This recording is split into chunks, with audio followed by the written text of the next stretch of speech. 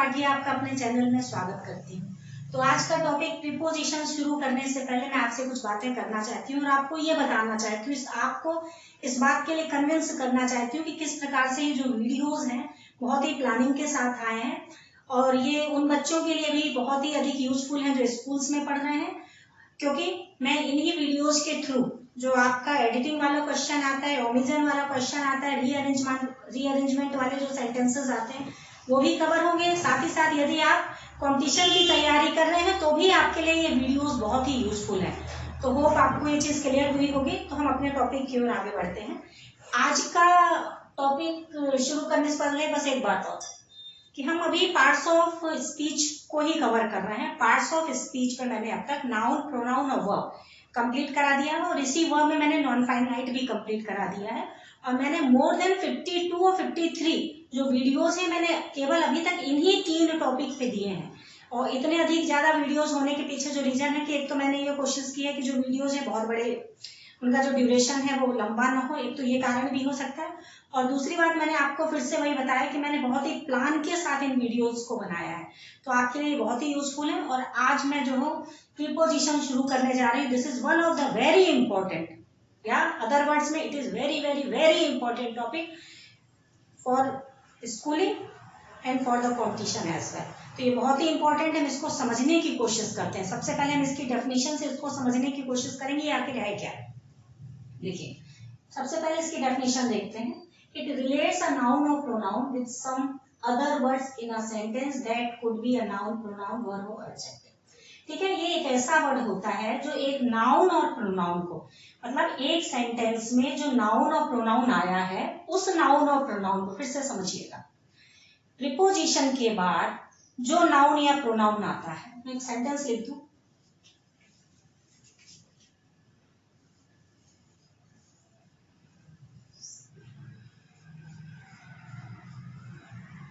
चलिए एक ये सेंटेंस है, इसको देखिए और डेफिनेशन समझिए। सेंटेंस है शी लिव्स इन दिल्ली और डेफिनेशन है इट रिलेट्स अ नाउन और प्रोनाउन। ठीक है, विद सम अदर वर्ड्स, यानी प्रीपोजिशन के बाद आने वाला नाउन और प्रोनाउन। तो ये तो आप जानते ही हो कि ये इन प्रीपोजिशन है, ये मेरा लेफ्ट हैंड है तो थोड़ा सा आप उसको मैनेज करिए। और ये दिल्ली, ये नाउन है, ये एक सिटी का नेम है, ये प्रॉपर नाउन है। तो ये जो दिल्ली है इसको ये सेंटेंस के अदर वर्ड से रिलेट करती है, ये प्रीपोजिशन का काम है। क्लियर हुआ आपको? फिर से समझिए, डेफिनेशन देखिए। इट रिलेट्स अ नाउन और pronoun with some other words in a sentence, यानी प्रीपोजिशन के बाद आने वाला जो नाउन और प्रोनाउन है उस नाउन और प्रोनाउन को ये सेंटेंस के किसी दूसरे वर्ड से रिलेट करती है। तो जो दूसरा वर्ड जिसको ये रिलेट करती है वो वर्ड सेंटेंस में नाउन भी हो सकता है, वो प्रोनाउन भी हो सकता है, वर्ब भी हो सकता है और एडजेक्टिव भी हो सकता है। जब हम इस नाउन और प्रोनाउन की बात कर रहे हैं तो ये नाउन और एब्सोल्यूट नाउन और प्रोनाउन भी हो सकते हैं या उन नाउन का ये इक्विवेलेंट भी हो सकता है। वो ये आपको डेफिनेशन से ये क्लियर हुआ होगा, कुछ आपको क्लियर हुआ होगा। इसकी मीनिंग को देखिए, इसकी स्पेलिंग को आप देखिए, इसकी मीनिंग समझिए। प्रीपोजिशन, पोजीशन के पहले, तो नाउन और प्रोनाउन की पोजीशन से पहले आता है। ये जो लिखा रहता है ना प्रीपोजिशन, इसका यही मतलब है कि सेंटेंस में जो भी प्रीपोजिशन आया है उसके बाद जो नाउन और प्रोनाउन आया है, मतलब एक नाउन और प्रोनाउन के पहले अगर ये प्रीपोजिशन आ रहा है, जैसा कि इस सेंटेंस में ये नाउन है, इसके पहले ये प्रीपोजिशन है, तो इस नाउन और प्रोनाउन को, जो यहाँ पे नाउन आया है या प्रोनाउन सपोज करिए होता, उसको सेंटेंस के अदर वर्ड से रिलेट करने का काम करता है, ये प्रीपोजिशन का काम है। तो होपफुली ये आपको क्लियर हुआ होगा। अब देखिए, एक अदर वर्ड में, ये तो डेफिनेशन अच्छी लंबी खासी चौड़ी हो गई। अब दूसरा, इसको बहुत ही शॉर्ट में अपन समझते हैं। It is a relating word, ये रिलेट करने वाला वर्ड है।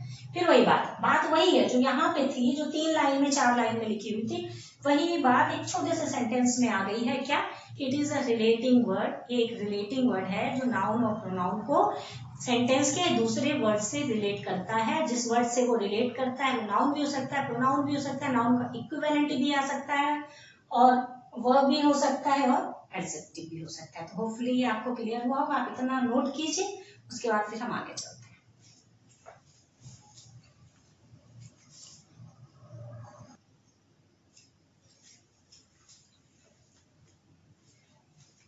चलिए नेक्स्ट देखते हैं। एक सेंटेंस है, दे वेंट, वे गए। अब आपको इस सेंटेंस को पढ़ के ऐसा लग रहा है क्या कि इसमें कुछ और लिखने की जरूरत है या मीनिंग कंप्लीट नहीं हो रही है? दे वेंट हो गए, कंप्लीट है अपने आप में। वो जो है इंट्रांजिटिव वर्ब होती है, इसलिए अगर आप इसके बाद ऑब्जेक्ट नहीं लगाते हैं तो चलेगा। यहाँ पे इस सेंटेंस के कहने का मतलब है कि अगर वर्ब के बाद ऑब्जेक्ट ना आए तो कोई फर्क नहीं पड़ता। सेंटेंस में अगर केवल वर्ब है तो ही सेंटेंस सेंटेंस में अगर केवल सब्जेक्ट और वर्ब है तो भी सेंटेंस कंप्लीट है। मेरा कहने का मतलब है कि वेंट के बाद, वेंट एक वर्ब है, ये सब्जेक्ट है, ये वर्ब है, तो इसके बाद अगर कोई वर्ब नहीं आ रही, इसके बाद अगर कोई ऑब्जेक्ट नहीं आ रही है तो फर्क नहीं पड़ता है, सेंटेंस कंप्लीट है। फिर दूसरा देखिए, दे वेंट टू, अगर हमने इस वेंट के बाद टू लगा दिया, समझने की कोशिश कर रहे हैं, मेरा कहने का मतलब है इसमें प्रीपोजिशन नहीं लगा था, इसमें दे था, फिर वेंट आया, सब्जेक्ट आ गया, वर्ब आ गया, अब ऑब्जेक्ट आएगा नहीं, क्यों? क्योंकि ये इंट्रांजिटिव है। फिर अगर हमने ये लिखा दे वेंट टू, ठीक, तो दे वेंट टू, वो गए, तो क्या आपको ऐसा नहीं लग रहा है कि इस टू के बाद ये सेंटेंस इनकम्प्लीट लग रहा है? हाँ, इनकम्प्लीट लग रहा है। यहाँ हम कुछ भी लिख सकते हैं, they went to school, they went to market, आप यहाँ पे कुछ भी लिख सकते हो। तो मेरा कहने का मतलब ये है कि टू के बाद एक ऑब्जेक्ट आना कंपल्सरी है। वर्ब के बाद अगर ऑब्जेक्ट नहीं आएगा तो चल जाएगा, क्यों? क्योंकि कुछ वर्ब ट्रांजिटिव होती है, कुछ इंट्रांजिटिव होती है। तो जो वर्ब इंट्रांजिटिव है अगर उनके बाद तो ऑब्जेक्ट नहीं आएगा तो कोई फर्क ही नहीं पड़ता है, सेंटेंस की मीनिंग कंप्लीट रहती है। लेकिन प्रीपोजिशन के बाद कोई ना कोई ऑब्जेक्ट कंपल्सरी चाहिए।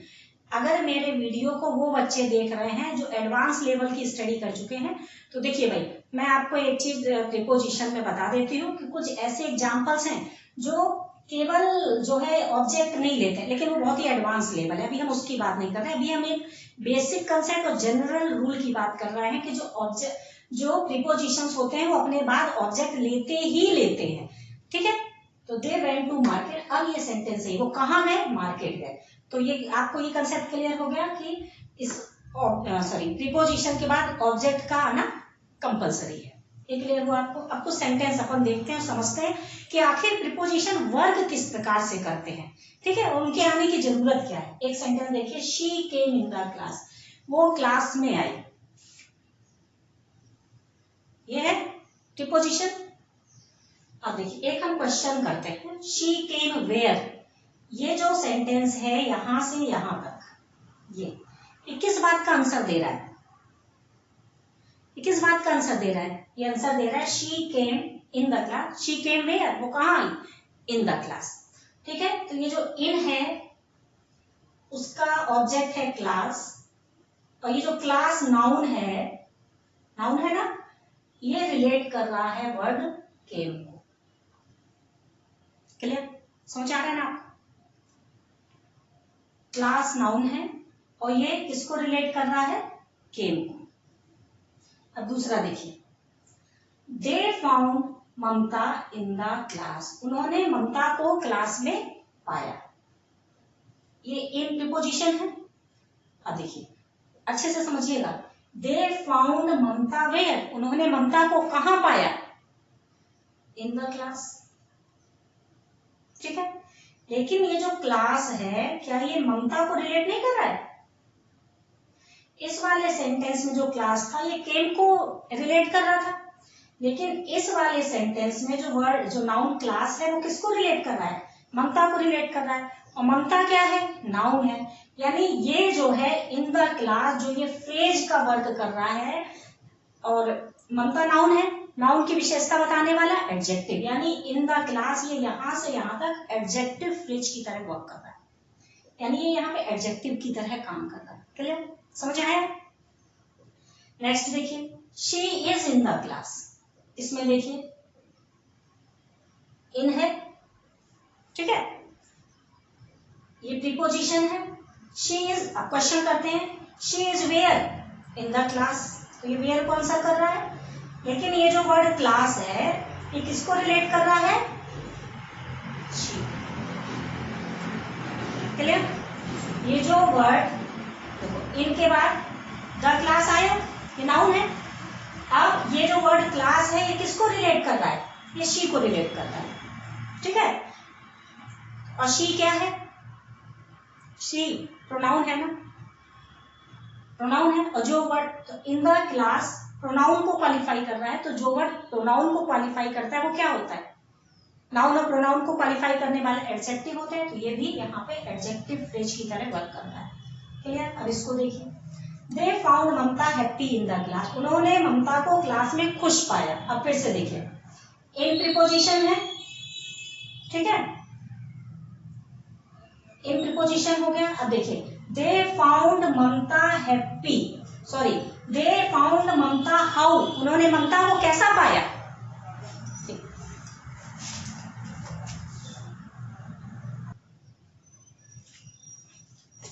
इसको देखिए, they found Mamta happy in the class, तो उन्होंने ममता को क्लास में कैसा पाया, हैप्पी पाया ना। यानी इन जो है ये जो क्लास है, क्लास में ममता को कैसा पाया गया, हैप्पी।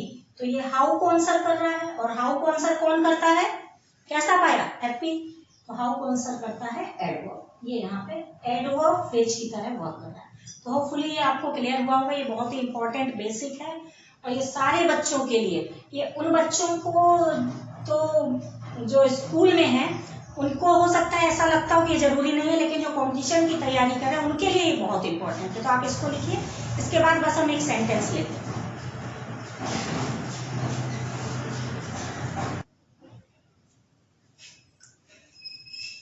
चलिए एक एग्जाम्पल हम लोग देखते हैं।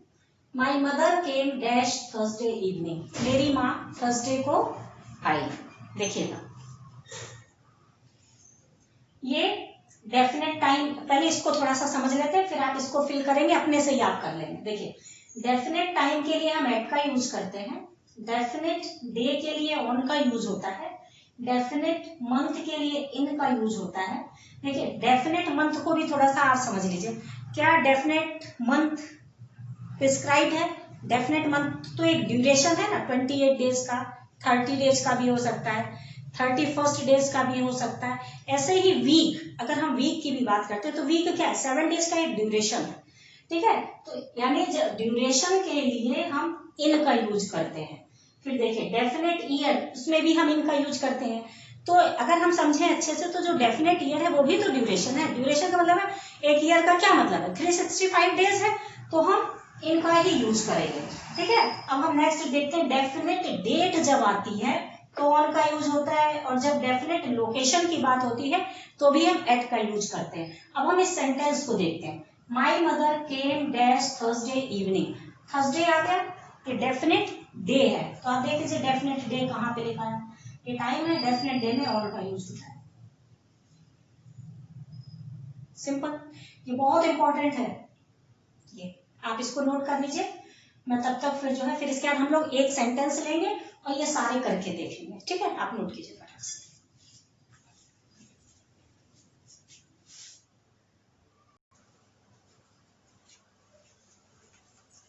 चलिए एक सेंटेंस देखते हैं, जो हम लोगों ने चीजें अभी पढ़ी है उसी को करके देखते हैं। मैच विल स्टार्ट 3 दिसंबर, तो 3 दिसंबर क्या है, एक डेफिनेट टाइम है, तो एक डेफिनेट जो है क्या है, मंथ है, तो इसके लिए हम ऑन का यूज करते हैं। डेफिनेट मंथ के लिए ऑन का यूज है। फिर सेकंड है डेफिनेट मंथ, डेफिनेट मंथ के लिए क्या है, इन का यूज है, क्योंकि ये ड्यूरेशन को भी बताता है, 28, 30, 31, ये ड्यूरेशन है, ठीक है। उसके बाद 2020, ये क्या है, एक डेफिनेट ईयर ये भी है, तो इसमें भी हम क्या करेंगे, इनका यूज करेंगे, क्योंकि जो एक ईयर होता है वो भी ड्यूरेशन को ही बताता है, 365 डेज को बताता है। फिर है डेफिनेशन, सॉरी डेफिनेट लोकेशन है, तो डेफिनेट लोकेशन के लिए हम एट का यूज करेंगे।